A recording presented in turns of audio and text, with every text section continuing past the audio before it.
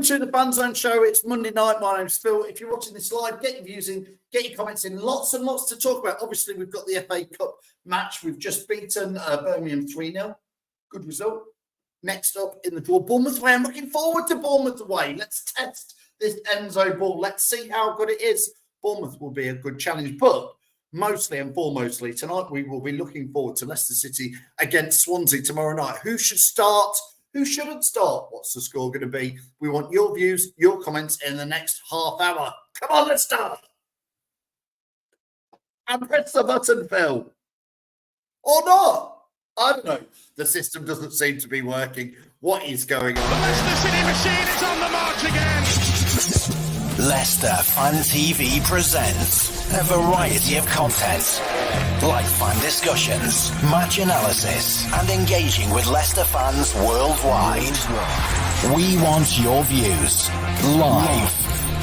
Thanks to our sponsors, Everards, Follow Blinds, Pukka Pies, Car Leasing, Distillers Direct, Hollogram, Take Me, Newby Co, and the Fox's Arms and Rainbows. We are live in 10, 9, 8, 7, 6, 5, 4, 3, 2, 1.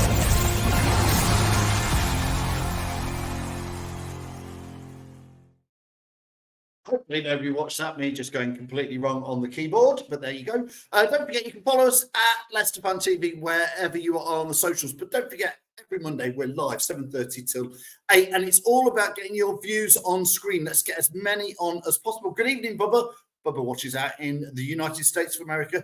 He says, scared to death of KDH leaving. I feel better Thursday night. But there has definitely been inquiries, hasn't there? But I don't think it's going to happen, is it? Do you think it is? Let us know if you think KDH could go. I guess if the money was right, he could go. And Sensi, where is he? Get it done. Come on, Leicester. I'm sure you want to talk about that and any other transfers in. Luke Thomas has obviously gone out a little bit there on loan. Andy says first team players should be fresh and raring to go. Had a decent little break, I guess, since last Monday's game for some of them. Who, Andy, do you think will start tomorrow night? And who do you think won't start? That's going to be interesting. Carlos says, good evening. Hope you're well. Nice result against Birmingham. Second half was decent, at least, Carlos. Everyone in Thailand loves Leicester City. Was really nice in there. Andy says Sensei is now a permanent deal. Do you know what? If that's true, Andy, that's something different to what obviously people have been saying. It's been this, it's been that, it's a loan. Andy's saying that. I've just looked before we've gone live. I haven't seen that it's a permanent deal, so that will be interesting to get your views in there. And who do you want to start? Reedy sort of, look at this graphic that Reedy set up for us. The Premier Match preview. He's put his favourite on there, Patson Daka. Do you think Daka could start tomorrow? He just got back from the AFCON on Friday. I'm not so sure he will start tomorrow. I don't think he will. What do you think? If he is, let us know in there. Liam says, can't see him going unless it's a top 6 club. Liam is talking about Kin and Dewsbury Hall. He's a Leicester fan and he wants to see us back in the Premier League. I agree with some of what you're saying, Liam, but I don't think it would take a top 6 club to prize Kin and Dewsbury Hall away. I don't think a top 6 club would want Kin and Dewsbury Hall, if I'm honest, at the moment. Listen, he did okay-ish in the Premier League last year. I'd say he's done like 7 or 8 out of 10 this year for us. And on his day, he is a 10 out of 10 for us in the Championship. I'd be convinced if one of the top 6 would want him. But I do agree with you when you say he's a Leicester fan and he wants us back in the Premier League. So interesting in there. Robert says, the Tuscan Fox is in the house. We just need to play like we played in the second half against any team and we can win. Facebook user, KDH will not go this window unless 40k is in the table. I think you mean 40 million. You've got 1 0 missing there. Dorco, watching on YouTube, says we want more Albrighton crosses to the goal. Do you know what, Dorco? I have to agree with you. Do you know when that went in? I said to Reedy in the office today, I said, that's what gets me out of the seat, is seeing the ball on the wing and seeing it popped in the box and seeing Vardy is there. It was like 2015-16 all over again. I'd love to see a bit more of it at the matches. It won't happen. It's not Enzo ball. They're probably breaking all Enzo's rules to play it like that. Carlos says, I'm at tomorrow's game. See you there, Carlos. Come and say hello outside the Blues Bar. And I want to see Daka play Vardy as our super sub. Hope KDH doesn't go anywhere. Now, listen, I've got Tom joining me very, very shortly. So hopefully Tom's ready to come on when he's finished yawning. Let's pop him on. Here we go. Tom, good evening. Evening, mate. You're right. Yes, good. Now, Tom, we're going to try and react to as many comments as we can in there. Let's start with a bit of transfer news. Andy Medhurst said earlier that the Sensi deal looks like it's going to be a permanent move. This is what I was reading it was earlier, which is it's a 500k loan. If we get promoted, it's a £2 million. We have to sign him, and he gets to play in the Premier League. And what's your take on it at the moment? So why is it taking so bloody long? Mate, we don't do things easily, do we, at Leicester when it comes to a transfer? We like a transfer saga. We pull it out for 20, 30 days, for the beginning of the transfer window. So the latest I'd heard, was that now had changed to a permanent deal. It was going to be 500k up front, and then it'd be 2 million add-ons. Again, if we got promoted. Similar. If we get promotion, that would be the clause. So, look, it's a good deal for both parties in my head. It's a better deal for Leicester. 500k for a 27-year-old in his prime. Yes, he's had injury problems, so you don't know what you're going to get with a player like that. But on his day, if you keep him fit, he's quality. He's a quality midfielder. He's a number 8. He's a box-to-box midfielder. He's probably everything that we are looking for at the moment to play as a number 8. Considering we've lost one in Cassaday, so it'd be a good replacement for the club. Yeah, and obviously last week ended, he said on TV that he was back in 2 weeks, and that's been completely poo-pooed, and it's going to be much more like probably the 2 months before it was all going to be, isn't it, Tom? So, oh mate, that was a nightmare for him. Did he say that? All the fans, including me, were like, "What? 2 weeks? Just what we needed to hear." And then literally, manager came out and went, "He's got it all wrong." Oh. He's got it all wrong. Richie says Sensi will be a good loan signing, or it sounds like it could be permanent if it happens. Bubba says, as of 12 hours ago in The Athletic, talks ongoing with Brighton and KDH. Tom, KDH, we've been obviously all chatting in our little WhatsApps and all different groups that we're in talking football when we're meant to be working, Tom. What, KDH, if the money was right, the club would, I think, accept the money. And I think Brighton could be the sort of, somebody said a top 6 club. I can't see KDH going to a top 6 club, but a Brighton, maybe. A Brighton that's already got European football into the next round of European, looks more than likely to qualify for European football next year. Is it a good move for KDH, who wants to progress and get towards that England squad, who was talked about on the verge of an England call-up not long ago? So, look, if the money's right and it's 40 million, the club will take it. As much as it will hurt, I think this will be the hardest one to take, considering beginning of the season, he wanted to get the club, he owed it to the club and the fans to get back to the Premier League. Yeah. Talk is cheap in football, and when money comes into the matter, if the money is too good for Leicester City, we've seen before, and with FSP, what we are in a mess at the moment and still trying to recover from, the club can't turn down 40 million. We're a club that needs to. If you look at the past, we've always been a club that sold one player every season to then rebuild the squad. And sort of that 40 million then goes into the summer ready to rebuild for the Premier League. And yes, we're going to get a nice big payment going up. It's totally acceptable. But we've still got to get back within the means of the FSP. And at the moment in time, we're way out of that by the sound of it, or very, very borderline. That's why in the summer, getting rid of players will be crucial. So I'd be interested to see what everybody's watching this, because the question I'm going to ask Tom in a moment, and I want people to comment, is, do you think Kiernan Dewsbury Hall is worth £40 million? So if you're watching this, put in the comments if you think he is worth £40 million. I can see why I think we've put that price tag on him, Tom, so that Brighton are put off. I think that's maybe 15 million, 20, even I think Kiernan Dewsbury's a 25 million pound player on a good day, maybe. What's your take? 25, 30 million at a push. I think, you take, it's a good price for him. Long term, 40 million is a big bit of an overkill. But is that 40 million, us trying to just get a little bit of money out of Brighton? In the long term, could he be the difference between 40 million and 160 million for getting promotion? That is a big question. Somebody's just put on there, he's worth 100 million to them, which I think they're referring to what you're saying there is, if he helps get us promotion, he's worth considerably more. Just going up. Liam's saying here, again, he's worth 40 million for us to keep him, and it is far too late in the window. It would be very, very disastrous to let him go this late, which I'll come on to, Tom. But Clibo says KDH in this market on a long deal, 30 to 35 million pounds. Wayne, thanks for watching. Hope you're well. Wayne says 30 million for him. Carlos goes 25. Craig is saying 40 million. I think 25 at most. Foxes says on YouTube, says 30 million would be a snip compared to some of the ridiculous fees other players have gone for. But it's been such a quiet transfer window this January. It would be by far the biggest transfer that's gone through this season or this January. David, watching on Facebook. Hi, David. He says, club saying we need to sell before we buy. So where is the money coming from for the stadium expansion? We have enough loans to pay off first. Probably more loans, David. And again, I'll ask Tom in a minute because they talk about we need to sell before we need to buy. I'm just going to add Tom back in now. I think he's Tom.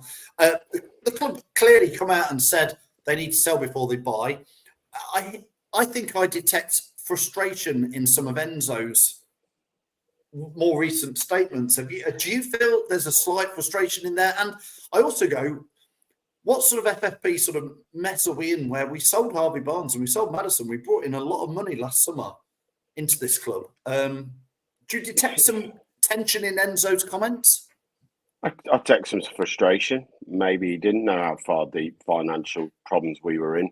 I understand people say about the loans. The loans are paid against the TV money that basically with the parachute payments. So any parachute payments that Leicester were going to get over the next 3 years have now gone. That's why the club's in a bit of a mess for transfers, because where other clubs can come down and go, well, we've got 30 million this year and we've got 30 million next year and we've got 30 million after that. We haven't. All our parachute payments are tied up in the loans. That money's gone. That's why the club now are having to sell to buy, to recoup and rebuild that squad. Is that bad management, Tom, that we did that? We took a gamble, didn't we? We took a gamble that we thought bringing in the likes of Christensen and Shooter was going to be the solution to us staying in the league. That's where the money went. You know, if you go look at the money we paid for that Christian and Enzo, there was 30 million pounds worth of talent there. Hasn't worked out. You know, that's where you got to look at. That's where the money went on a gamble. Tete coming in on loan. There's when some of the money went. We took a lot of it. I said it at the time when I saw that. So I got told basically I was talking rubbish. I said that is a gamble to do if you go down because you've got no money to rebuild. We haven't had no money in the summer to rebuild. If you look at the signs we've made, they've all come in. Tom Cannon, 8 million. That was the most expensive sign I think we did all summer, wasn't it? There wasn't anything really stupid money. You know, goalkeeper Hansen was 5 million. Yeah. We haven't gone out and spent loads of money on improvements. Gunn was another one, a loan signing. You know, if you look at Harry Winks was probably one of the most expensive. Was he 10 million?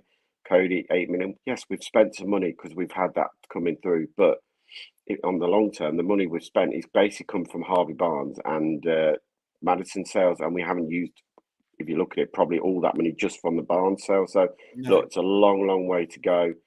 I said Winks was telling that's probably the most expensive we spent was 10 million on a player. And what a player it's been turned out to be. But unless we go up, we could be even more of a mess next year. This year is crucial to get out of this league because I truly believe next year, if we're not out of it, that FFP will be even worse because we'll still be not turning over the money we need to be turning over. Yeah, and we are going to talk about the Swansea game tomorrow because there is football and we do want to talk that. I guess with the KDH, rumours mill, which is definitely a solid rumour that Brighton are in for him, and there was talk of Brentford, so it's well worth discussing. And also the Sensi deal and everything that's going on. Robert says here, watching on YouTube, do we blame Brendan for this or do we blame the upper management? I don't think Rodgers is blameless, but I think really it has to go much higher. Liam says here, we have far too many players on big money. Too many of them have run down big contracts is bad management. It does all feel like bad. Hindsight, Tom, is a wonderful, wonderful thing, as we all know, but it does feel like, you know, if we can look at players, you know, Dennis Pratt's on 75 grand a week, reportedly, you know, Nacho, 60, 70, Vesta. There's some, I mean, Jamie Vardy's on 140 grand a week, reportedly, for a championship striker who's been injured half the season. Much as we all love him, it's sort of bonkers money. Exactly. And again, at the beginning of the season, last season, when those contracts were handed out, especially to the likes of Vardy and the likes of Albrighton, no one would have predicted that we were going to be in the mess with that squad of players we had. And like I said, everyone in the Premier League and still says, how did that Leicester City team go down? It still beggars me how we actually went down. But we went down because we weren't just good enough as a team. And the problem is, though, that lot of money is now tied up within the club. It began, for me, poor management from the top. Not just Brendan. There was poor signings, yes, but Brendan's not the one who deals with the contract situation. That is Rudkin, Andrew Neville, on the football side of him. Andrew Neville's been around this football club a long, long time. People forget about him. A lot of blame gets chucked towards Rudkin, but Andrew Neville's another one who's been around a long time with Susan Whelan. They're the ones who are dishing out the contract, giving out the money. And if you look at, like, say, Vestergaard sat around for, 2 years? 2 whole years Vestergaard sat there doing nothing. And now finally we're seeing what the Vestergaard can do in the Championship. And yes, it is the Championship. We won't know if we go up, if we offer him a new contract. But the wages are still there, and while they're still on the books and the players are still happy to pick up a wage for sitting there or not even playing, that's always hampers the club progression in signings. Well, yeah, Bubba says we're going to find someone to take our dead weight, Christensen, Ward, Suter. Nobody's going to, Bubba. Are they, Tom? No, nobody's going to come. Danny Ward, again, reportedly on 40 grand a week, and he's third, fourth choice keeper at Leicester. No other team is going to come and say, 40 grand a week for a keeper is Premier League wages. And he is a Premier League class. Nobody's going to come and take Danny Ward. Christensen, again, probably on too much money. Suter, Dennis Pratt. So people just aren't going to go at those prices, are they, Tom? Well, if you look, you got Ward, you got Daniel Everson, who's probably on 25, 30k. I mean, if you look at the top at least end he's of the loaned out, but yeah, but the top end of the Championship or even the middle, most players are earning anywhere from 15 to 25k a week. If you'll be honest, the average wage would be somewhere between 15 to 25. No one is earning the money what the Leicester City players are earning this year. There may be a few in the Leeds team, and there might be a few in that Southampton team, because they're teams that were, especially Leicester and Southampton, were well established in the Premier League and had no fear of getting relegated. This is the problem, though. When you've been that established, if you've gone up and come straight down again, you don't give the players the long-term contracts. As a big club who get established, you go and give players longer contracts, bigger contracts, because you think you're safe. It just shows you. But when it goes wrong, how much of an impact it has. And like I say now, trying to get rid of players who are bang average and have been bang average for years. Brendan Rodgers, when he came and said, "I've got 2 number ones," dropped Casper Schmeichel on the eve of his 150th straight appearance against Watford, and then played Danny Ward. These are the things cost Brendan in the long term and cost the fan base, because no one believed that Danny Ward was a number 1 goalkeeper. It's now proven, because no one wants him in the Championship, even though he can get a game for Wales, but he can't get a game for Leicester. No. Andrew here on YouTube says the suit of 15 million looks awful. So does the Christensen. That was this time last year. Tom, listen, let's have a little look forward. We've done a bit of transfer chat there. I think Birmingham match was well covered in yesterday's Aftermath show with Jamie and Reedy and the 2 Jonos. So do go back and watch that on YouTube if you want to see everybody's views on the Birmingham Cup win. Obviously, we know we've now got Bournemouth. Tom, just briefly on the Bournemouth Cup match. I'm looking forward to that, because I've said, let's see where this Enzo ball takes us against. They're a mid-tabled. They've had their ups and downs this season, but Bournemouth will be whatever team they put out and whatever team we put out. It's a decent test of our style of play, isn't it? It's going to be a long week with Leeds United away on the Friday, and then Bournemouth away on the Tuesday or the Wednesday, and then back home against a bang average QPR team. So in some ways, you look and think, I want to see that first team away at Bournemouth. I want to see his main team starting away at Bournemouth. And let's see what they can do against a Premiership team, because next season, if we get up, and I'll say if, because we're not guaranteed it, if we get up, Bournemouth are the teams that we've got to be challenging to bring into a relegation scrap. And they're the teams you've got to be picking points up. So it's a massive chance to see what Enzo Ball does against the Premiership teams and against Premiership opposition. Fair play for Bournemouth, staying up 2 years in a row. Look like they're going to stay for a third now.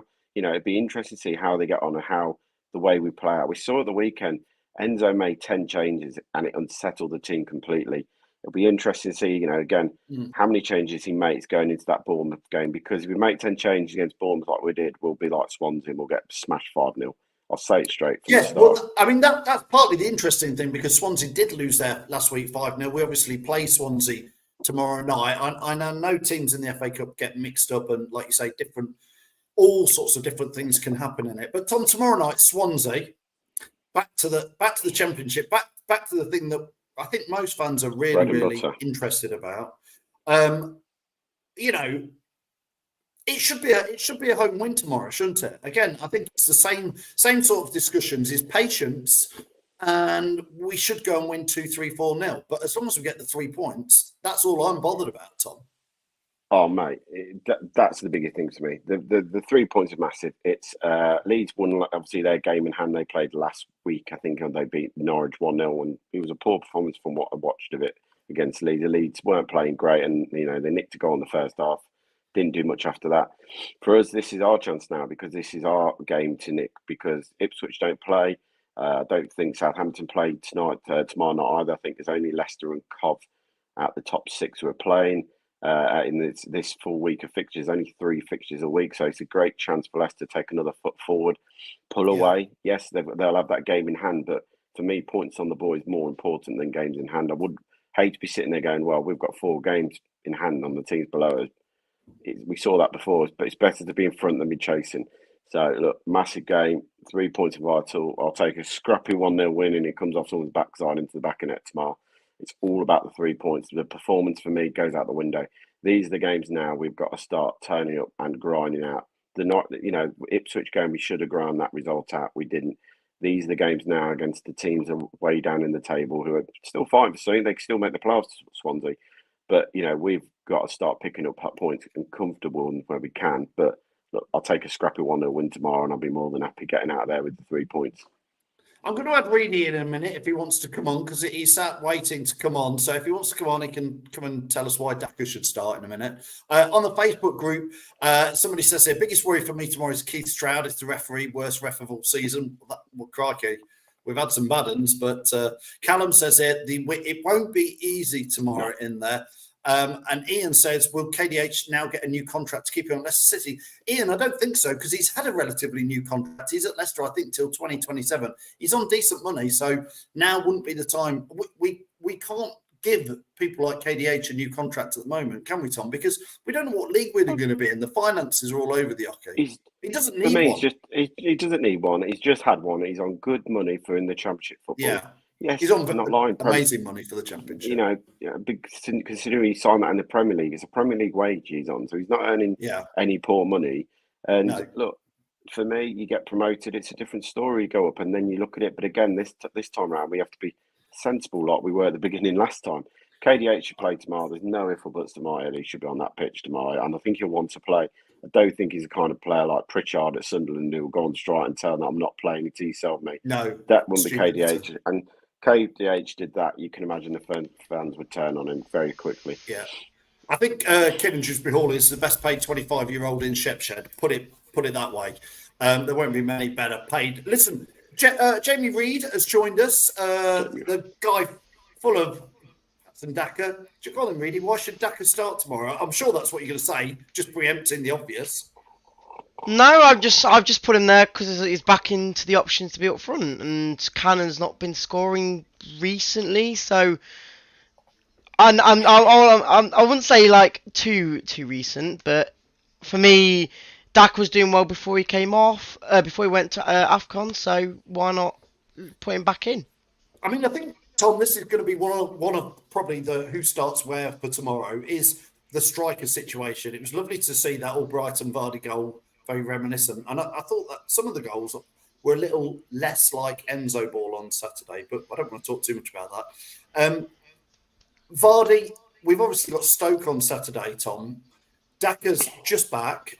Cannon, I quite like what I'm seeing from Cannon, but it's not like he's been prolific or anything much. What's your setup for tomorrow in the striking positions, Tom?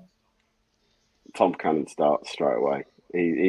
Look, the games he hasn't actually looked good in or hasn't played performed as well in. I understand people say that, but you got to look at the quality of the ball going into him and what he was feeding off. And let's be honest, the Ipswich game, he didn't really feed off anything. There was nothing for them in the Ipswich game for him to do anything on. So you can't really judge him on those few games. When he has played, he's done fine for me. I think Tamar's team is very, very. We all know what the team's going to be now. We all can sit here and name the team. He's not going to make that many changes in there.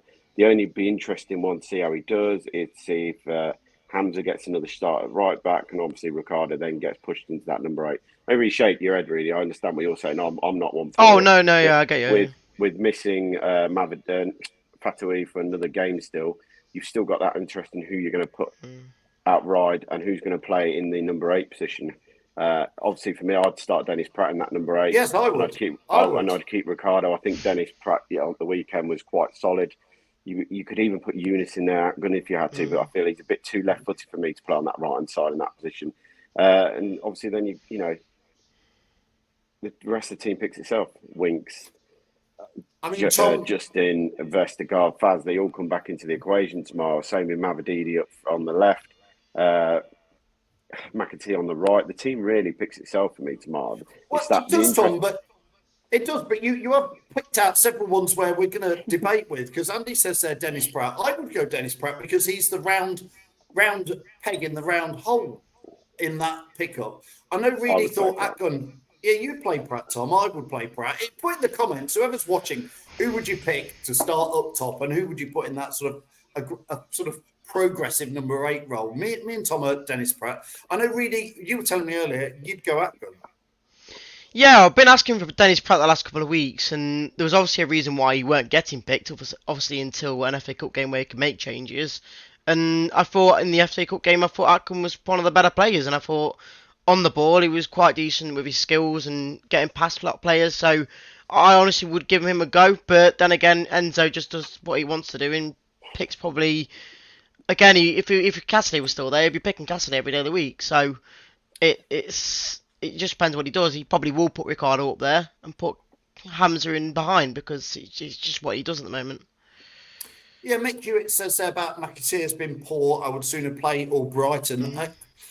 Mark Albrighton just never lets you down, Tom. I know people are sick of me. He's probably past his sell-by date, but I still feel Albrighton can do a very, very good job for us in the Championship, and I'd like to see more of him. I'd like to see more of him.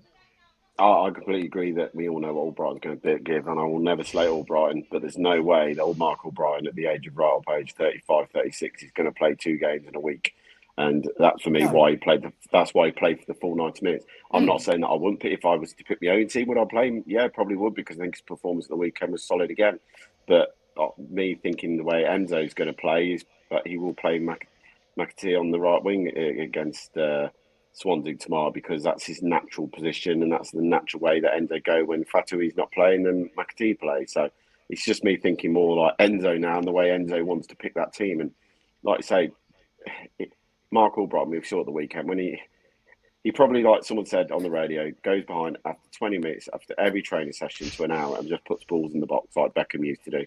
Because you don't just put a ball like that in the box in someone's head for just doing it once every couple of weeks. No. The lad knows how to play football and how to cross the ball. So look, if I was to pick a team, yes, he would start. But we all know that McAtee will probably start on the right-hand side tomorrow night. He probably will. I feel like he had a tremendous start to the season and obviously scored some goals, really, McAtee. But I feel like I see bits and bobs from him, maybe. But I'm not. Obviously, I'd rather have Pato there, but he's not available. You think you knocked him back?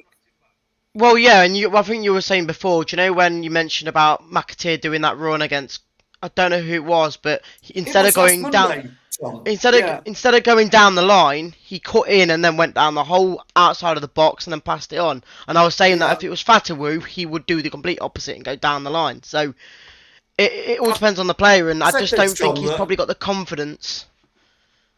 I said this in last week's video, Tom. I don't know if you remember seeing it from last week's game. There was a fantastic ball, either from Vestergaard or Faze, about a 50, 60-yard diagonal ball, and McAtee took it beautifully and took it and was past their winger. But rather than driving at the box, he sort of stopped and cut back and then looked for passes around the edge of the box. And I was like, oh, come on, mate. You've got 30,000 fans roaring you towards the goal.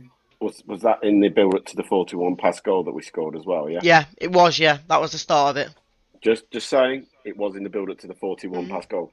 I know what you're saying, Phil, and it frustrates the hell out of me sometimes, but there's obviously a method to the madness. I don't know, was it part of that? Yeah, it was. I remember it. I remember it's one of the first passes. Last week. Yeah. Don't get me wrong. There is Fair times I enough. think me and Reed have seen enough games away from home this year, and obviously we get more attacking football away from home because teams, for some reason, think dropping D is the best thing to do, or leave yourself open. West Brom away, mate. You were there, mate, when Mamadou got the ball and could have gone down into the grass, and he stopped and he went backwards, and the fans were booing and groaning because of it. There is times where it gets frustrating. I understand that frustration, but there is a method to the madness, sadly, and it's got her to the top of the league, so you can't really fault what Enzo's done, even though it can be frustrating to watch his play. Sometimes I understand the fans' frustration, but it ain't going to change. We saw that Saturday. 45 minutes of football, we all sat there groaning because we were concerned. I'm not really concerned about the kids. Let's give credit at the weekend to Ben Nelson, Yeah, he did all right. Cover. Cover was absolutely class on that right. He didn't deserve to be going off, if I'm honest, yeah. And Jakub Slarczyk, all three of them came out of that half with glory. You look at the main team, and I think likes of Chowdhury passing the ball, giving it away in their own box. Cody, you're expecting a bit of cool, calm, and collection on the ball, passing it straight to them. It's for me, like you say, there's times when we make too many changes, and it just doesn't work because the players who have come in just can't handle this whole, Enzo football, and we are a ticky-tacky, passy team, and sadly, if it's not 1 to 15, the other ones struggle to adapt to it, especially in that inverted fullback role, and especially with the fullbacks or the centre halves going wide, have to receive the ball and going out because they don't look comfortable on it. You could tell. You could tell the moment Pereira came on, and obviously Cover did well, but when Pereira came on, you could just see a complete difference in how that position plays. And Ricardo Pereira's a Premier League level player, isn't he? I think we all know that he is a player good enough to play in the Premier League. Right, lads, we've almost Can I just answer one question there? Yeah. Frustrated with what? The fact we're talking. I'm not frustrated. What I'm saying is they can understand why fans get frustrated who don't watch us play all the time, or the ones who do watch us play, but enjoy the style we do. I enjoy the style. Phil knows that. I'm a big believer. I'm starting to do it now as well. It works, what we do. So don't think that I'm sitting here going frustrated. I love it. And that's why I went straight back to the 41 goal, pass it to the goal. Yeah. I understand, though, why fans who don't come down regularly or haven't seen us week in, week out would get frustrated by that because they wouldn't understand what we're doing when we go out wide and when we go wide, why we don't go wide and get the ball in the box. I get that, Tom. I guess most of all, I want the 3 points every week, and most of all, I want us to be top of the league, and most of all, I want us to get out of the Championship. So as long as he's doing that, which he is, it's lovely.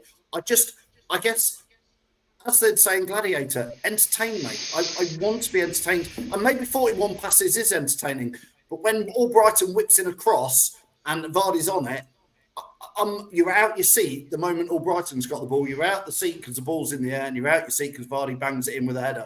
And that's what I love about the football, is when it gets you out your seat. And when it doesn't get you out the seat, I'll walk away from the King Power going, well, okay, that was 3 points, but great.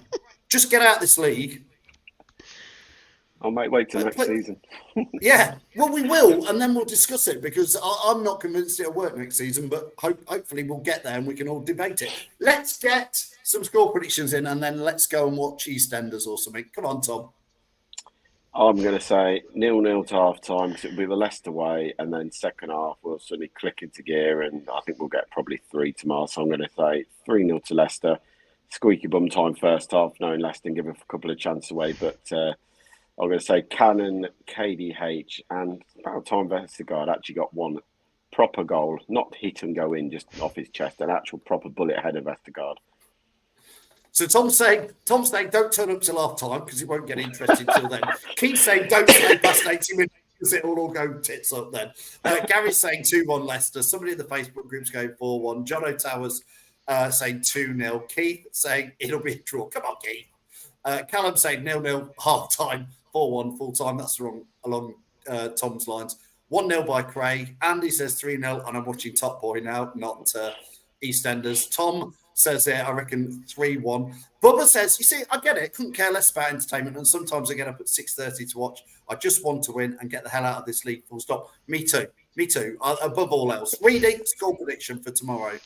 I think tomorrow's going to be a smash. I think it's going to be a 4-0. And you might be right, Tom. I think it could be 0 at half time, but hopefully a couple of goals early on. And I'm going to call it now. Let's go for a Daka hat-trick.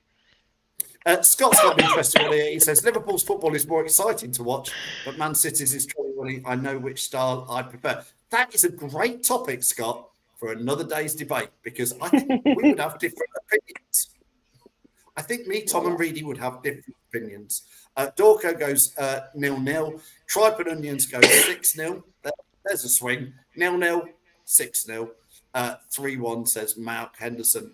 Bubba says, we'll end on Bubba's. He says, yes, Reedy, positivity. Listen, lads, we'll see you down there tomorrow night at the King Power. We're all hoping for a win. I think we all think it really should be. So, Tom, thanks a lot for joining us. Swansea 356 tickets. Where are the rest of the fans? What's happened to them? That's all the fans have got. I've got to be honest, the King Power will be a little bit quiet then.